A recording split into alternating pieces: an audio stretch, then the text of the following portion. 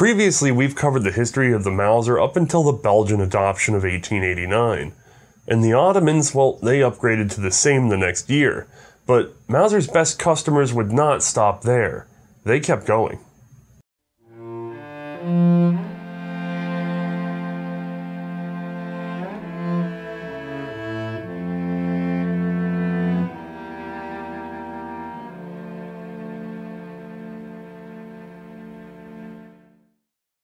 Hi, I'm Othais, and this is the Ottoman Mauser 1893, rare and beautiful. I'm happy to say, let's get it over to the light box. With an overall length of 48 and just over 1/2 inch, and weighing in at 8.8 pounds, this is a fairly large gun, but not unwieldy. It has a 5-round double-stack magazine that carries the 7.65 by 53mm Mauser cartridge, and does indeed sport a magazine cutoff. Oh boy, another Mauser episode, but to cover this gun, we're gonna have to take a step back, as is usual for this particular show.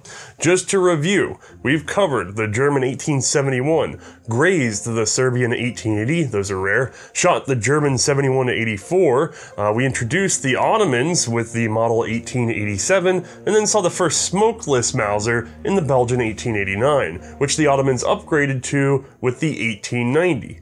Neat. This next bit, however, will be a little awkward. Lots of you wanted us to cover the Argentine model 1891, which is really just like the Ottoman 1890, and it wasn't used in the war, the Argentines weren't there, so we kind of had to skip it for now, and developmentally you really didn't lose a lot beyond a wired handguard. Our gun today, however, well, this guy is supposedly based off the Spanish 1893, and yeah, they too did not get involved in World War I, so we're going to have to do some developmental history on a gun that we're technically not shooting for the show because the Spanish were the ones that sort of moved the button on this particular thing. Although we'll see, we don't actually need the Spanish 1893 because it came probably after this one. Mauser had been trying to lure Spain into buying one of his designs since 1887, and by 1891 he finally had a nibble. They would order 1,200 of the latest model in that old 7.65mm cartridge. So these first guns were largely the same as our Ottoman 1890 or Argentine 1891s. They were meant for extended troop trials and were not yet the sealed official rifle. Spain was keeping things sort of loose on what they were going to adopt. 640 additional guns would be sold to the Spanish Navy, same pattern. Now, I say largely the same, but there were some differences. Mauser had trouble with double feeding, and if we bust out our good old Ottoman 1890, we can honestly see why. I'm just gonna have to zoom on in. Okay, I wanna make sure this is a clearly defined issue. This, by the way, is a inerted cartridge. I know it looks good and original, that's because it was made out of a real cartridge, and it will eventually be a live cartridge again, waste not, want not. But for now, it is not dangerous. So I'm going to put this in here, and I'm going to put in another one, again inert, so that I can show you the problem with double feeds. So if I bolt forward on this particular style of Mauser, I'm going to feed into that chamber, as one does, and then let's say for whatever reason I'm distracted, I don't bolt all the way home, I've put her pretty far in there though, right? Then I back her out. Well, there's no visual indication that there's one in the chamber, right? The bolt is open, so we're not in any danger even if it was live, but if I'm a soldier and I've lost track of what I'm doing and I go to bolt forward again, well now I'm driving a cartridge into another cartridge. Let me get the bolt out of the way. And you can see very clearly what has happened there. I've got a cartridge, patented in plastic and pokey, attempting to strike another cartridge. And if I'm really unlucky and I'm moving real fast, I might even end up with tip to primer. I might end up with an out of battery discharge. Now, obviously this could be a problem, and it even represents a mess right now, but let's get that out of the way and set her back down. I'll clean this up later. Mauser obviously felt this was a serious issue as it was proving to be dangerous on Germany's then current Gewehr 1888 commission rifles, leading to out of battery detonations, like I said. One of the early examples of his attempt to correct it came from the magazine feed. In this system, the next round would only be released once the bolt was locked. This obviously just proved confusing for the sort of person who would have been prone to this kind of double feed anyway. So instead, he'd go simpler, undercutting the bolt face so that the cartridge slid up under the extractor more quickly. But that extractor was still at the top of the bolt, so it didn't get all the way up there. Well, then it would slide right back down, remaining loose and causing a tie-up if bolted back and forth. So yeah, that's not quite as dangerous as a double feed into the chamber, but it's still not great. It could still lock up the action. So Mauser would do the usual German thing and over-engineer a further solution that covers all eventualities. He put a detent in the right lug, low where it could force the cartridge over center much sooner, popping it up into contact with the extractor right away. This was the model used with the Spanish 1891. And no, I do not have such a rare gun here today. There would also be a carbine, confusingly made much later, but that's a story for another time, and with much more hands-on research. For now, Spain still wasn't satisfied, so Paul Mauser kept working, and 1892 would be a banner year for him as patents came one after another with lots of seemingly small but very important improvements. A lot of those would manifest in the very, very rare Spanish model 1892. This gun sports an integral single-stack magazine, improved trigger and sear, designed to prevent out-of-battery fire, and a better striker attachment method. Some of this was actually from the Swedish involvement in these trials. Someday when we get to the neutrals, we'll cover the Swedish Model 94 and work all that out for you. But for now, you just need to know that the Swedish requests were affecting some of these choices, noticeably in the striker, which had formerly been threaded into the cocking piece, but now uses an interrupted lug pattern. This design could only be assembled to one depth, the correct depth, unlike the threaded system, which could be set to too deep or too shallow by a confused soldier. Okay, solid improvements, but there is more. The sear mechanism now needs room at the front in order to allow the trigger to pull, so Mauser just added a notch in the bolt body that only aligns when the system is in battery. Basically, that teeter cannot totter unless the gun is locked, so no more out-of-lock fire. Perhaps most importantly, this gun also sported the latest Mauser extractor. This design solved the controlled feed issue by putting a large right side extractor over the locking lug. So from the moment a cartridge left the magazine, it was under the lip of the extractor, preventing an accidental partial feed. This oversized spring extractor would also prove to be very strong and provided smoother operation thanks to being non-rotating, therefore not dragging across the circumference of that case.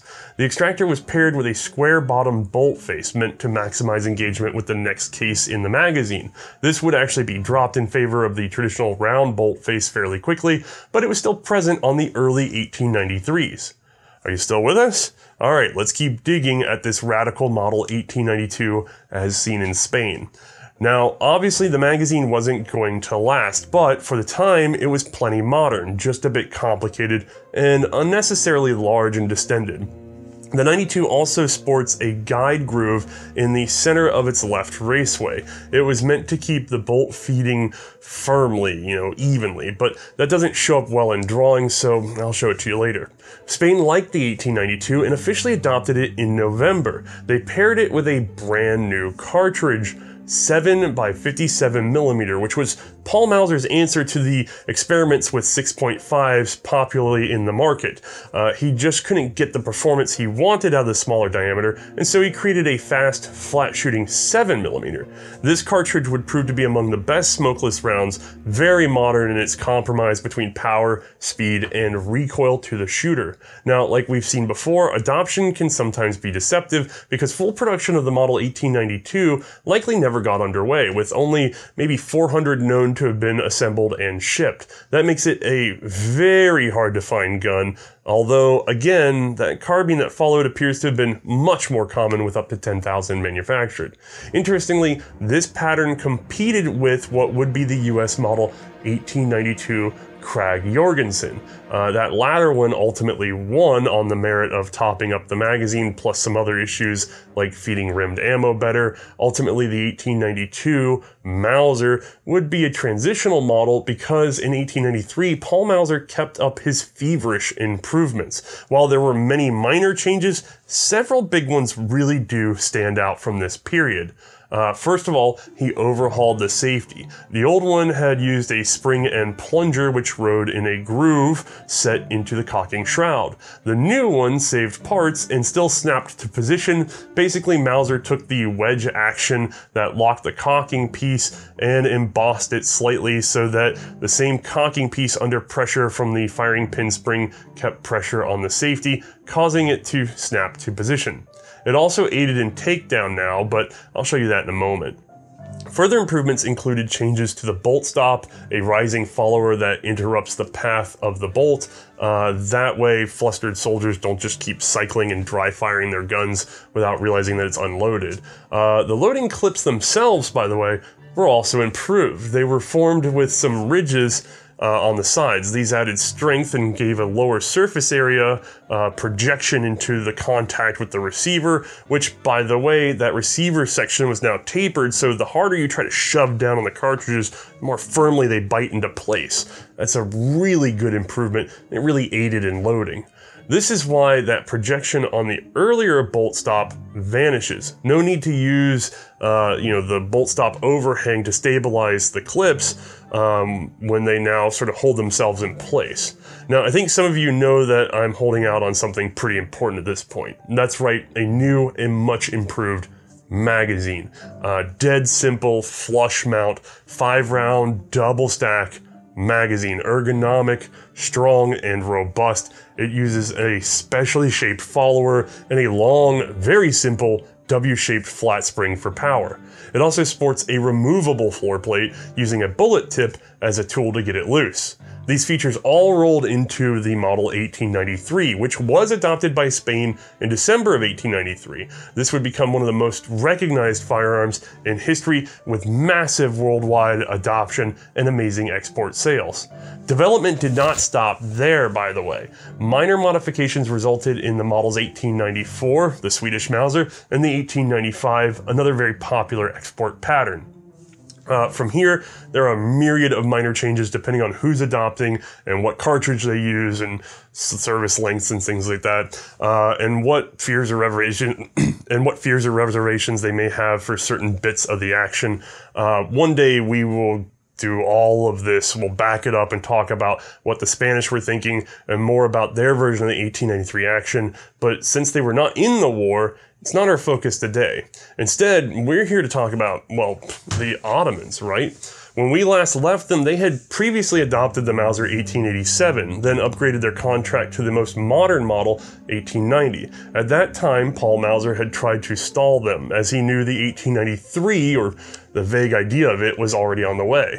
But they didn't stall very well, and so finished up their initial contract with, well, that 1890 I just shown you.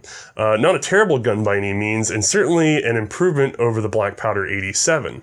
On April 30th of 1893, Paul Mauser would visit Istanbul and showed his still at that point very much in progress rifle to his old friend Sultan Abdul Hamid II, who was apparently very interested in the upgrade and would order 200,100 rifles from Oberndorf, although it took some months to secure funding.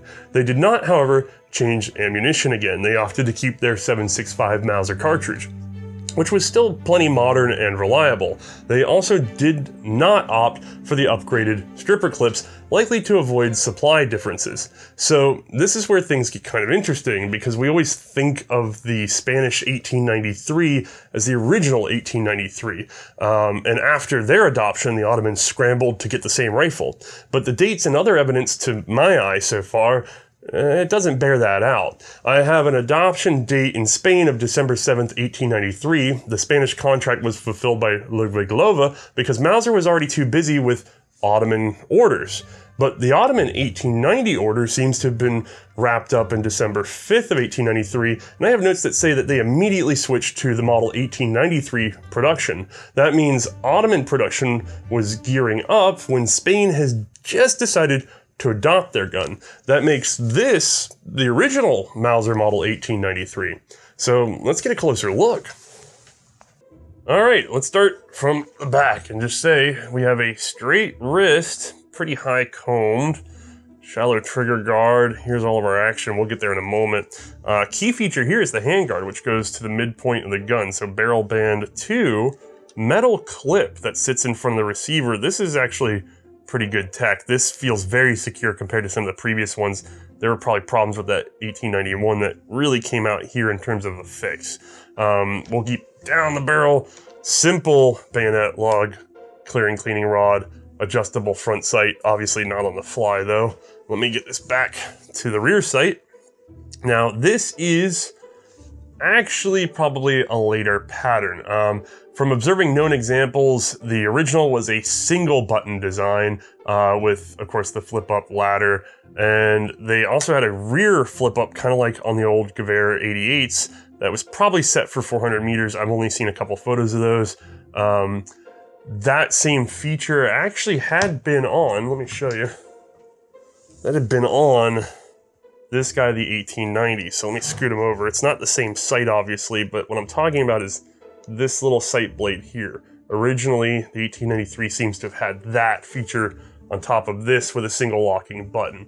Now, that single locking button, as we'll see when we talk about Serbian rifles, proved to be a bit of a weakness, and so they went over to a 2-button setup. In this case, maybe have been done about the time they updated these for Spitzers, but I don't have any evidence of that for sure. It could also just have been a very easily worn part and that these were just replaced. It seems like whenever I see them, this is predominantly the sight that we see on the 1893s, despite evidence of an earlier 1-button sight. Anyway, no real way to confirm, but let's keep hacking at this rifle. Now, while we're talking about mysteries, we gotta talk about this guy, the magazine cutoff. This is pretty wild. So the way this thing works is, and I'm not sure you can see down in there too easily, I'm gonna just flip it, and it's gonna drop that follower a bit. See that little bit of wedge in there? Let me do it again.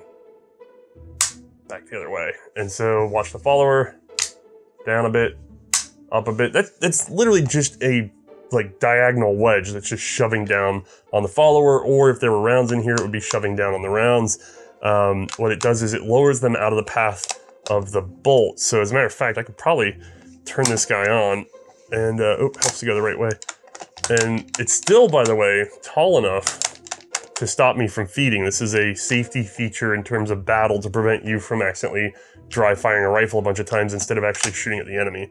But the idea is that it's supposed to lower the cartridges below the path of the bolt, and then that way you can use this as a single loader and then just pop her forward. Now, problem is, I haven't been able to find any documentation as to why this is on this gun. The Ottomans did not have a magazine cutoff on the 1890. They did have the option on the 1887, so it could be possible they saw the chance to get it back. I kind of doubt that, because then this doesn't appear on their next rifle either. Or it could be that a lot of the Mauser patents around this time really focus on trying to integrate a magazine cutoff. Somebody was asking for it. It could have been the Ottomans, but definitely Paul Mauser was cranking through a bunch of designs for magazine cutoffs that were implemented on none of the guns. And so it may just be that because they were an early adopter of the 1893 before the Spanish even, in terms of settling on what model they wanted, it could just be that he happened to show them one that had the magazine cut off and they went, yeah, we'll just take all that. And so, again, that's a detail that's kind of been lost to time, but if anybody sees any documentation, I'd be really curious about it. This really is the only modern Mauser with a magazine cutoff. You don't see it on anything else, which makes it pretty dang cool. All right, let's get back into it.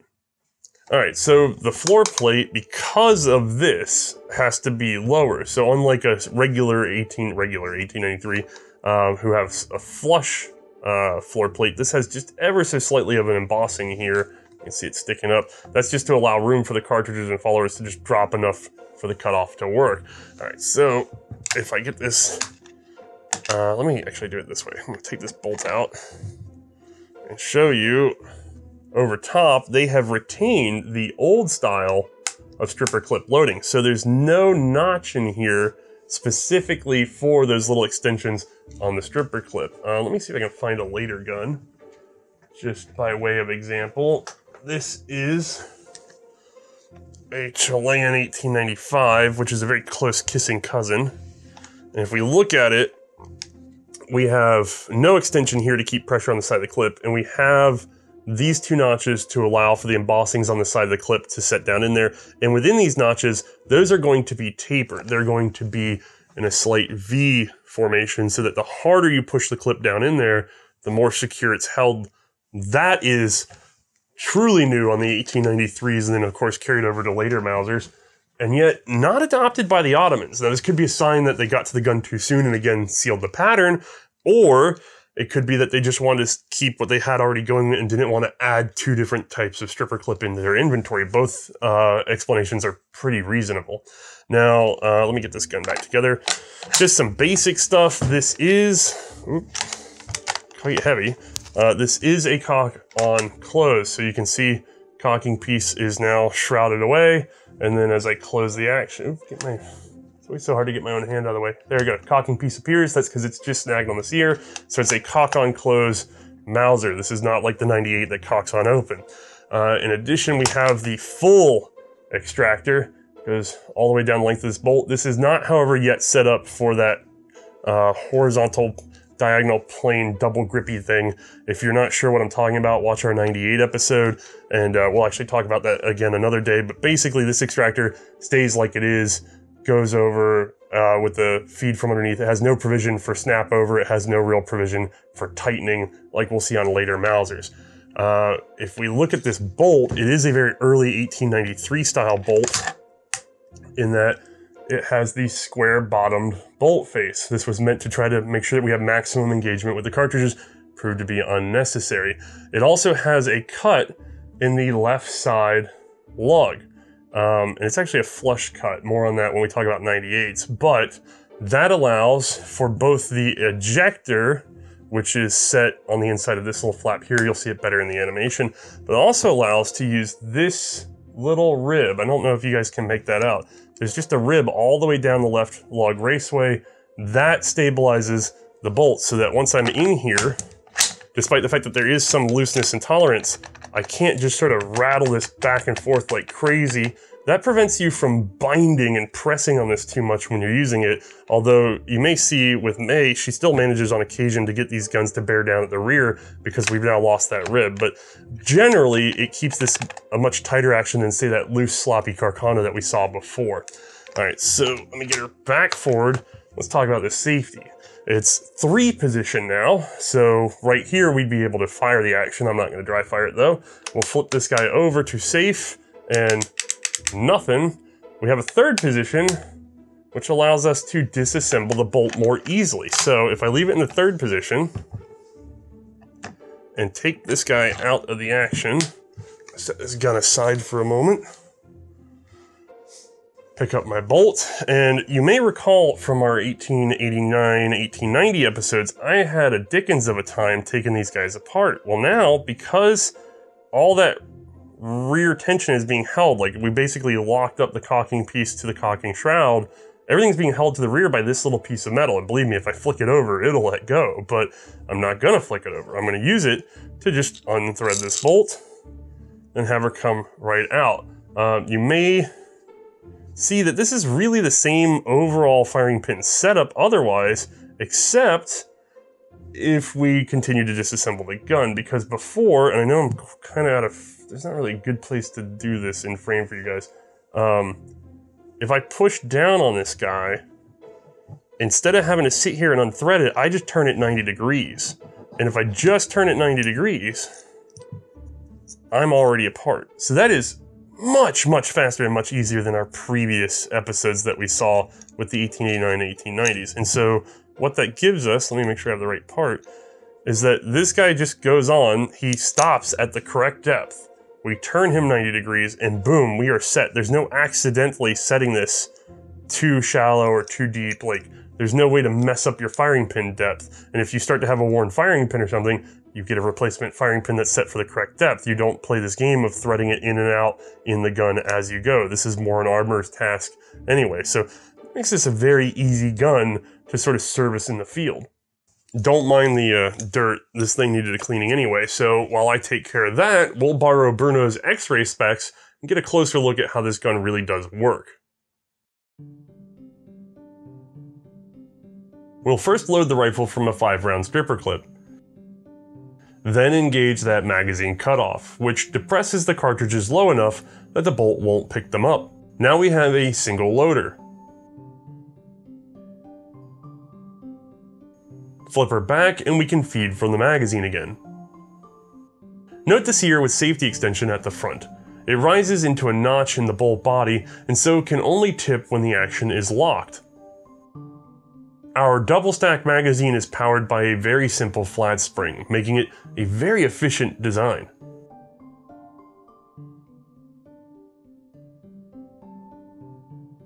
The improved safety is new. When turned, a projection simply cams the cocking piece slightly rearward, preventing fire. Alright, let's wrap this up and get it over to Mae.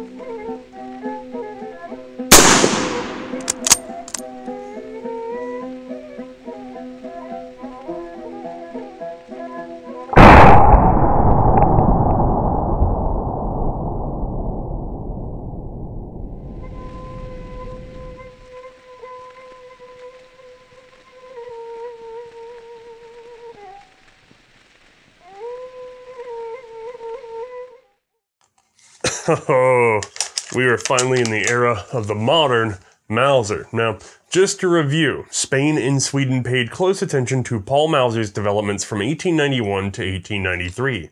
They trialed in fits and spurts and gave a lot of feedback, which drove the development of a gun which Paul Mauser showed to the Sultan, and he adopted it first, buying 200,000 and then another 100, sometime before December 1893, with production beginning on the 5th. Obendorf would finish up in March of 1896. These were priced at 365 kudos a pop. In August, an order for 1,800 more would begin work, now priced 325 kudos. The guns were marked with the Sultan's turret over the chamber. The left receiver wall tells us the gun was made by Mauser Obendorf. Ahead of this is found either 1312 or 1313, the date of manufacture in the Rumi calendar. I started to sort out the exact dates for the show. 3 hours later, I still didn't know, and I needed a therapist. If you'd like to really see a neat history lesson, try looking into the constant and horrifying changes to the Ottoman's official state calendar.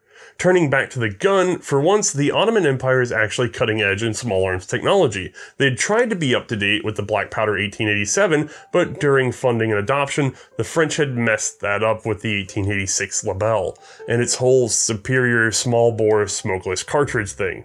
The 1890 had been very up to date, but they were not quite the first ones to adopt, and it quickly fell off the leaderboard thanks to a gun like this. the 1893, which was the top of the heap for just about 5 years and was arguably still in the top of the general pack by 1914. This is good news because, as we've sort of seen in our contextual history pieces, the Ottoman Empire was in a slow decline for the past century or so, with various states fighting for independence. The Sultan's choice to take on rather extreme debt to overhaul the army was probably actually a good decision, and he was, as we've covered before, backed by German interests. Again, this came in the form of military advisement from one Goltz Pasha, a German officer now heading military education in the Sultan's empire. His position not only greatly increased the strength and tactics of the previously very dated army, but also secured very profitable contracts for German arms giants like Mauser and Krupp. With all this expanse and aid, you would think that the Mausers 1890 and 1893, at this point well more advanced than what was available in the Balkans, would be on the Ottoman front lines. But the Sultan was having none of that. His number one fear was not the slow decline at the edges of his empire, but rather a rapid coup from within. He did not trust his own army, and the modern rifles were kept very close to home. The paranoia was actually probably deserved. The empire was crumbling due to military defeats and rising nationalistic sentiments, common among non-Islamic residents like the Serbs, Greeks, or Armenians. The latter became a particular lightning rod, and having sent a delegation to the 1878 Congress of Berlin that followed the Russo-Turkish War, well, that really irked the Sultan, and a series of massacres would eventually follow in the mid-1890s, sparked by a policy of pan-Islamism that targeted the would-be independent peoples. We'll see an even more destructive version of this without the Sultan even in 1915. For now, however, you can see the Sultan sits on an unstable foundation. In addition, his own officers had a habit of requisitioning supplies in excess of their actual troop numbers. These surpluses would be sold for personal profit, and honestly, some of the necessities would also be sold for personal profit, leaving field armies poorly equipped. So yeah, he was pretty careful about where he put his expensive new guns. Most stayed in storage for years, but in fits and spurts, the 1893 would be issued. By 1897, nearly half were actually out there somewhere. From records, 89,000, the largest number, went to the Second Army. This was, of course, headquartered in Istanbul. 10,000 went to the 2nd Division, not sure where they were, and nearly 5,000 to the 1st Division. In 1899, 51,200 went to the Hassa Army, which was a modernized Imperial Guard. So yeah, the 1893s were overwhelmingly staying close to home and not found in the conflicts at the perimeter, so they were practically non-existent in the 1897 Greco-Turkish War, which interestingly was a great victory for the Ottomans, only hedged by Russian intervention. Despite this care, Abdul Hamid's paranoia would prove perhaps self-fulfilling, as he would face the Young Turks revolution in 1908. In the simplest terms, the Young Turks represented Goltz-era military officers fed up with the Sultan's weak leadership and suppression of the 1876 constitution. They restored the parliament and moved to modernize the empire. And it gets a lot more nuanced from there. Post-1908, I don't have that many records about disposition of these guns, but photo evidence seems to have them finally making it out to the fight by the time of the Balkan Wars. First, failingly against the combined forces of Bulgaria, Serbia, Greece, and Montenegro, and then much more effectively, albeit with fewer shots fired, against Bulgaria's backside as they tried fighting their former allies. There wasn't a lot of severe fighting for the Ottomans on this front, so realistically the Model 1893 wouldn't get a real workout for another year and some change, when war were declared.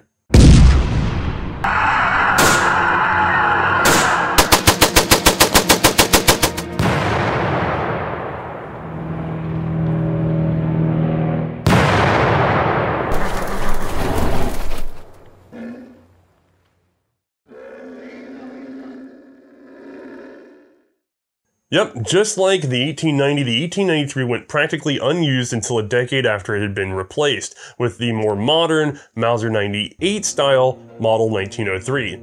Still, these guys were fairly common in the Empire. I mean, you're talking about a body that is overcharged with troops and underrepresented by equipment. These were clip-loading smokeless powder rifle still very up-to-date in firing the current service ammunition. When compared to the then first-line model 1903, these guys were cock-on close and had a silly magazine cutoff, and were honestly a little lighter. Those are the only real differences. So for the Great War, we can consider them standard. Unfortunately, I can't find any recorded opinions on this particular model because while it seems they were overall approved of, it's not like the average Turkish soldier had any experience with any other designs or could even tell this apart from the 1903 at a glance. The Australian and New Zealand forces did have plenty to say about Ottoman rifles as a whole. One of the most common points noted was the surprisingly accurate and overwhelming fire coming from the enemy.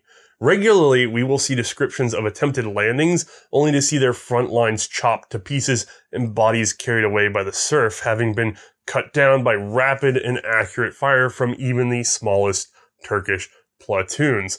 The 7.65 cartridge and long-barreled, highly accurate Mausers were being put to effective use. Northern Group Commander Esat Pasha, responsible for much of the defense strategy and organization at Gallipoli, would recall, "One wave would collapse upon us like a wooden fence, and then a new wave would immediately appear, and in this way the enemy tried to advance. Unfortunately, the rifles in the troops' hands overheated. The grease between the wooden and metal parts was sizzling, and the mechanisms stopped working. The rifles had to cool, and our enemies profited from this situation. By then, the battle was being waged hand to hand, and it was then I was shot." Okay, yeah, that is pretty intense service use, and considering Esat Pasha was not caught, I'm gonna say they managed to still hold the line that day. Honestly, the whole Gallipoli campaign, when recalled by the participants, is fairly unique in that the mention of rifle fire is constant and continuous ahead of any mention of artillery, trenches, machine guns, etc. I mean, those all get talked about and used, but the rifle seems to have been the major implement here, even ahead of things like the mortar or the grenade. And in this case, it was a showdown between the Mauser and the Enfield. Of course, that's a supremely reductionist argument, but if the Mauser had been significantly inferior, if the Sultan had failed to stock his army with more modern guns, well, this could have been a very different story. Now, as far as collecting goes, the original Mauser 1893, the Ottoman version, is a very rare sight on the market. Thanks to German support during World War I, those guys slowly swapped over to more and more 7.92mm cartridges. Post-war and post-collapse, Turkey would eventually standardize on this particular ammo. And in the 1930s, a series of conversions would wipe out nearly all original 1903s, converting them into a standard pattern more like the model 1903 with a tangent sight, stock through hole, and semi-pistol grip. The magazine cut off was removed and filled in, sometimes left exposed, sometimes covered up by the stock, although I suspect many of those are 1890s further converted. Anyway, these so-called 1893 33s are extremely common, much to the detriment of a proper World War I collection. Once again, we're very lucky to have our friend John to help us out, and so let's get this guy, as rare as he is, over to Mae and get her opinion on a rather storied rifle. Alright gang, we have a thing of rare beauty, and we have Mae. So let's put the Ottoman 1893 in her hands, and get your opinion. Don't forget, by the way, we've handled guns in this class, right? This family. The Swedish 94s and 96s are in this family, and you actually, I remember you actually quite liked the Swedish 94. I think one of our guys on the team had one that you got to shoot. You loved it to death. Oh yeah, very smooth action. I loved it. So you handled this, but we're gonna have to pretend you haven't. You know what I mean? Like, you've handled cousins, but we're gonna talk about this particular gun. When you're handed the Ottoman 1893 as it stands, what are your impressions of just sort of the fit and feel of this gun? First, handed the gun, it feels heavy, but you know, it's not as heavy as I was expecting. It's a near 9-pound gun, 9 pounds rough, a little under, but I'm expecting it to be, I guess, a pound heavier maybe. It's just, maybe it's the length on it or something, I can't quite tell, but it's not too bad. So I put it medium range, not too heavy, not as light as I would like it, but not too bad. It does have a good bit of length to it. Unfortunately, that is going to wear on you as the day goes on with shooting, so look forward to that, I suppose. You know, it's interesting though. I'm I'm looking at the gun, and when I was holding it on ranged, I noticed I had a good positive grip with my left hand. Even though there's no grooves cut into the wood here for me to necessarily place my hand, it didn't ever feel like I was losing my grip up there, which was really nice. And even though it's got this weight and length to it, the balance point on it, it's pretty well centered. It's right where your left hand wants to fall. So that's a nice thing to look forward to on this one. Unfortunately, no semi-pistol grip, and that is something that I've always said I really think it's necessary on these guns for pulling them into your shoulder, getting a good purchase on them. It's a small thing, but I think it makes a huge difference in your shooting experience. Unfortunately, never been a fan of cock on closes, but I will say this is not as bad as the Arisakas that I've handled before. It's not the best one I've necessarily handled, but I'd say it's probably middle road. It's not too bad. You just gotta make sure you put a good bit of force forward and make sure you're pushing all the way forward in order to actually close the action. That ties into your wrist thing, doesn't it, though? Because if you're shooting this from the shoulder, man. Yeah. If you're shooting this from the shoulder, I've heard you complain about this before, which is that, okay, I'm firing, we don't shoot from the shoulder in the show, and I get this all the time, and we've explained it a few times, but just to be clear, we need enough time between shots to confirm that we don't have split or damaged bulging cases. So when this gun ejects, we've got somebody on range that watches those cases up close if necessary with just a scope. Like, we keep an eye on the cases as she feeds, because what usually happens, and some of you may have seen Mark's special on this, you start to see it in the cases before you see most guns go up. And when it comes to rare stuff like this, it's better just set the precedent that we inspect as we go. May's watching to make sure there's no double feeds, there's no binding of the ammo. She watches it very closely when it comes forward. And even on the few that I have shot from the shoulder, like if you review the Winchester episodes, like the Winchester 94 and 92, even though I did cycle them from the shoulder, I was still, like, you can see me popping my head up to verify the rounds as they're coming out, just because we couldn't really, we had one person spotting on range, but it was also good for me as the shooter to kind of keep my eye on that too. Yeah, preservation of these is much more important than looking fast on camera, dealing with this era. Now, if we get out of here and we start dealing with much more common things, or things that are less likely to be prone to these sort of problems, more replaceable, not that, you know, we want to think that way, we can get a little slicker, but I'm not about to run an Ottoman 1893 hard.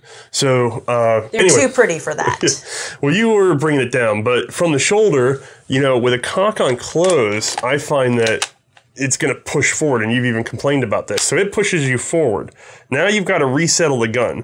Well, if we come here, you don't want to pull it back in with your trigger finger. If you try to pull it from this wrist, you can get some, but it's a straight wrist, so you're not getting a lot. So you end up kind of pulling in with your left hand, but you really don't want to be bearing a lot of weight in your left hand. That's going to throw your shot too.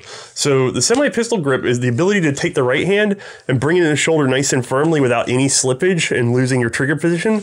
It's actually pretty important, but it's also costly in terms of selecting the wood, and it makes it so that you have to pay way more attention to the wood of the stock. The Japanese found a way around that with the two-piece stock, though. So, you know, it was a technological hurdle in a way, or at least a heavy expense, and so that's why you don't see it implemented everywhere, even though it was a known advantage for a number of years. So let me give that back to you. I'm sorry, you had just spoken about the cock on close action. You were telling us how smooth it was. Yeah, and leading in from there, the safety on this gun, I did want to make sure I mentioned that. So as we get into the older guns, we've noticed that depending on the wear of the gun, like if one looked really bad off, the safety would always not have a really positive sensation with it when it came to sound. And it also would always feel like it was dragging or gritty. It just, you could always tell like how bad a gun off was with the safeties on them.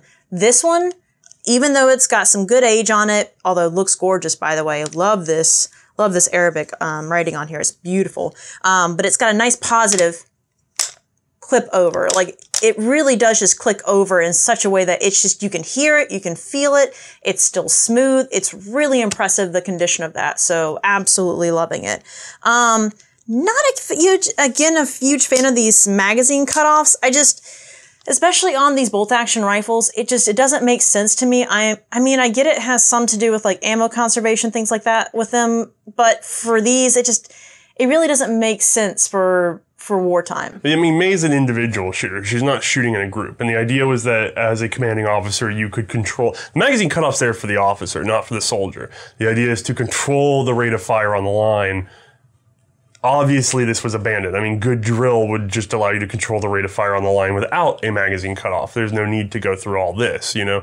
And then the other thing is, magazine cutoffs persist in the shotgun world because of changeovers for loading. So shotguns have different available loads for different tasks, and you may want to have a tube full of buck and then flip that off, take a specialty round, throw it in, shoot just one of those, and then re-engage your magazine, right? That's a thing that people might want to do. Or maybe the specialty load doesn't cycle an automatic shotgun action. So there's reasons for even military or police magazine cutoffs.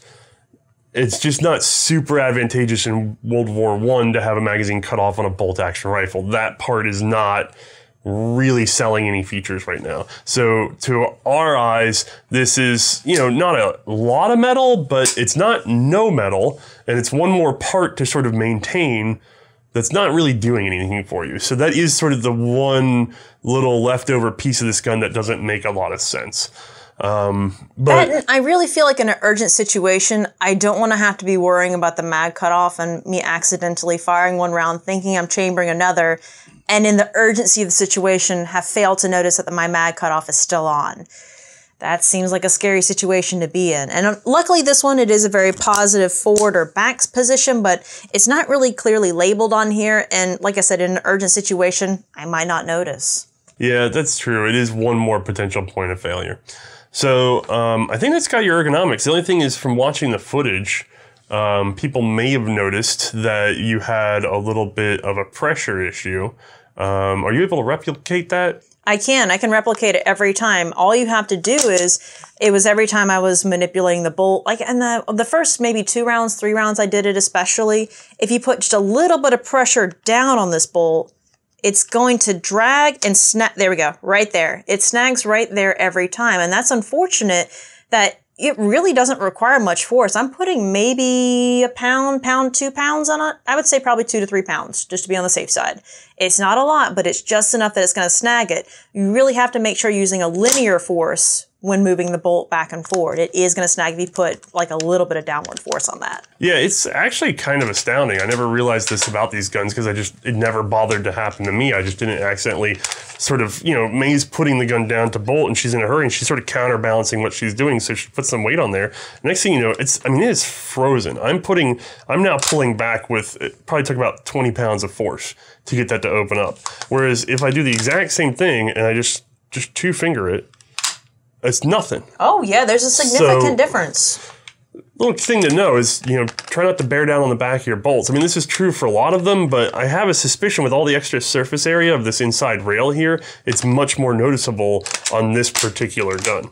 Luckily, it is something that you can diagnose on this one very quickly. I mean, I noticed it, maybe it was the 3rd shot is when I noticed, oh, that's what's causing it. And literally from there on out, you could tell that I was just focusing on linear force only and I didn't have any problems after that. That's true. It's also less likely to happen at the shoulder, which is how these would generally be used if you weren't checking for, again, case problems. So, speaking of cases, though, I guess we got to get into firing this. This is a 7.65 Argentine cartridge, and generally that's been fairly light for us, and that's a heavy gun, so I imagine it must do pretty well. But do you want to walk us through, you know, the usual stuff of what it feels like to get behind the gun and actually have it go bang? Lining up the sights on this one, I thought, like I said, with the comb, the comb itself is actually pretty well aligned with the sight, so I didn't feel like I was too over top or underneath. It felt pretty perfect. And the sights are very clear. It's standard V-notch with the blade. It's nothing super special on that. The sights do look a little bit worn, so it's maybe not as clear as it could be. Yes, they could be taller. That would be nice too, but that's a perfect world. In this world, though, it's actually pretty decent. They're pretty readable. And honestly, I don't like really extra busy sights because that just blocks up your field of vision. And this one, it's pretty flat. So that's actually really nice. I've gained a lot of peripheral vision with these sights, which is fantastic. Long sight radius. Again, yes, it could be longer in a perfect world, but still not too bad. They're using a good bit of length on this gun, which is great. Lining up the trigger on this one, you know, the trigger actually, it is really nice. It's just got a lot of take-up. It's a very, like, light pull with the take-up, but when you get to the second stage of that trigger, it suddenly gets, like, a good bit of heft to it. Like, you feel a giant cliff right there, and then bang. there is like pretty much nothing to the second stage. There is barely any pull through with that one, but you do have to put significant more amounts of pounds into it. So when it does go bang, you can be surprised by the first 1 or 2 shots. Now, you would say it's not nearly as brutal, however, as some of those old single stages that we were dealing with. Goodness no, nothing compared to those. Those were completely awful in my opinion, just because it took such a tremendous force to even just pull through with them. This, however, is a beautiful single stage trigger. Both stages, while totally different amounts of pressure, of course, expected the 2-stage trigger. It's very smooth both ways. It's just surprising how short that second stage of the trigger actually is. Now, the recoil on this gun, I was actually very surprised about that. It was a moderate amount of recoil. I thought the gun carrying the weight that it did, it wasn't going to be as bad. But no, that 7.65 Argentine, that cartridge, it's got a good bit of oomph to it. I was a little bit surprised about that. But yeah, shooting, I was fairly accurate. Don't get me wrong. I could have done better, honestly, that day. I am a little bit surprised that I didn't drill a better hole with the target, but you know, it wasn't too bad. All of it was on target. It was just, I basically like lined the left side of the target, if I'm remembering correctly. Well, we've had other special projects going on, so your physical exhaustion level has been astronomical. So when we give you a long barrel like this at a standing position at good range, there's going to be some walk unless you are very, very fresh. And I can think of quite a few 40-pound something or others we've been hauling around that are going to slow it down. By the way, I know some of you are already furiously typing because you described that as a single-stage trigger for one brief moment before then talking about it as a 2-stage. Yes, it is a 2-stage. It was just a misspeak. So there is a long, light take-up, then you hit a little wall, and there's some pull. I thought the pull weight was, you know, middle of the road. Really, it's probably only like 8 pounds, if that. That's probably a bit much. I'm trying hard to guess what I feel with my finger, and I should probably just start getting a scale. But I'd consider it a mid-weight second stage pull on this gun. The problem is, I agree with you. When I fired it, it has almost no actual distance to that. It's like the minute you're up against that second stage, any amount of force and it's dropping, which would be fine if this was like a featherweight trigger of some sort, but it's not. And so you're anticipating, and there's a chance for you, especially as an untrained soldier, to flinch. So we'll see if this gets improved on any others in this family. But for now, the one sample of the Ottoman 1893, it's a middling trigger, I would say. Actually, I shouldn't say middling. We've seen much worse. As an average for everything we've seen in the show, it's a above average trigger. It's just, we've been spoiled by certain things like the Mannlicher Schönauer, where they have very nice 2-stage triggers. It's true. We have been a little bit spoiled, but we have also experienced some of the worst triggers as well. So I would say it's definitely on the higher side of my trigger rankings. So you said recoil was fine. You trust 7.65 Argentine as a cartridge? It's one of my favorites. I thought it was a fairly solid cartridge. I definitely think it is a man stopper cartridge. So I would agree with that. It's a decent cartridge. I definitely feel like there's, you know, we talk about 30-06 and 8mm Lebel and less so 303, but then 8mm Mauser, the German cartridges. And they're very hard-hitting cartridges, like very good penetration and things like that. But for the most part, they really are overkill and they get abandoned. You know, we move towards intermediate cartridges later on after World War II. And so for me, I actually have a preference for things like 7.65 Mauser, and then, as we're going to see very soon, 7mm Mauser. Those are nice middle-of-the-road cartridges in terms of the full-powered rifle cartridge that do a lot of heavy lifting without beating the crap out of you. So I frankly found this to be very pleasant. That's fair. I guess like I said, I was expecting just less recoil than what was given to me. And honestly, it's interesting. Like, I don't know. I guess I just had the expectation with it not being as heavy as it was, or being as heavy as it was on range, that it just was going to eat up more of that. To be fair, you also have shot 6.5-55 Swede out of a very similar platform. You may have been anticipating that, or it feels a lot like an Arisaka, and you may have been anticipating 6.5 Arisaka, and that just could have been your sort of trained response, and this hit a little harder than that. I do love 6.5 Arisaka. That is a pretty good round. All right, so we've gone through the gun. Would you take this into battle? Yes, I would consider taking this one into battle. It's not even that it would be low rankings. This one would actually be somewhere in the middle road. It's not my top 10, but I would definitely take this one to battle. Performance-wise, it did very well. We didn't have any failures when it came to cycling rounds. We didn't have any issues when it came to the cartridge itself. We really didn't experience any flaws with the gun other than, like I said, any downward pressure on that bolt when, pulling back does cause it to snag. That was realistically the only downside, I would say, to this guy. Yes, there are some extra features, like this magazine cutoff is an extra feature that I think is unnecessary, but, as long as you know what you're doing with it, you're really not going to have any faults with it. But performance-wise, it was a very accurate gun. I did well with it, not as well as I would have liked. Again, I will probably concur with you and say that, yes, I was probably a little bit fatigued that day, but other than that, it was a solid gun, solid performance, solid cartridge. I don't think I could turn this down. The only thing I wish is that I wish it were in a carbine version. I feel like this in a carbine, it would kick some serious butt. Yeah, I'm going to agree with May that I have a lot of confidence in this gun, although it may have actually wandered into my top 10. I'd have to kind of review what we've actually aired for the show because it's hard to get better than this. I actually put this above the German Gewehr 98 on the basis that the Gewehr 98 feels a little heavier and ungainly to me, but also because it has much worse sights. I mean, granted, this gun is using a rear ladder, and those are a little more fragile, but that's had 100 and something years, and it's still sitting there. I know it's a sample size of one, and it's sort of a survivor bias. Yes, I would rather have a flat tangent rear leaf sight, but I will take that ladder over those Longa Vizier that block my peripheral vision so terribly. Like, this is preferred with the 7.65 Argentine cartridge and everything. I would take this whole platform over the German standard issue Gewehr 98. I absolutely would. So that's got to put it pretty high up in marks because the Gewehr 98 is a good rifle. I'm not saying that's terrible. It has one fatal flaw in the sights and that's about it. So yeah, this is great for me. I mean, for you, are you going to take... I would absolutely agree. Like, this is definitely above that. It's, like I said, I just don't think it makes it necessarily into my top 10, but, top like 25, yeah, I could definitely see that. To be honest, I have to think about it in that perspective simply because we're nearing 100 episodes here, but that's not all the guns that we've shot. Some episodes we've shot more than one gun, and to be honest, we've shot more than what we have put out there so far. So I've got to think of that from a good, full body perspective on what have I shot. You also have a strong bias towards carbines.